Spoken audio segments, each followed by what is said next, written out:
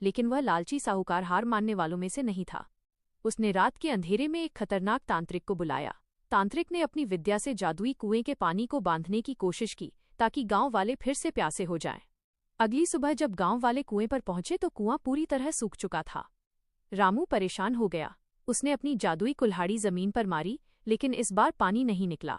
तभी जादुई पेड़ की पत्तियां खड़खड़ाईं और उसमें से आवाज आई, रामू, साहूकार ने तांत्रिक की मदद से कुएं की आत्मा को कैद कर लिया है।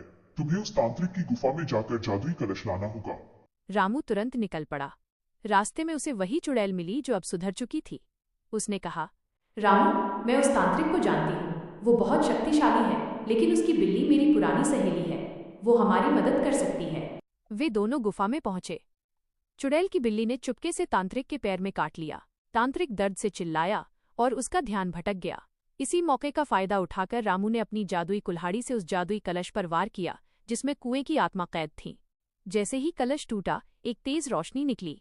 तांत्रिक और साहूकार हवा में गायब हो गए, शायद किसी दूर टापू पर पहुंच गए। गांव का कुआं फिर से पानी से भर गया।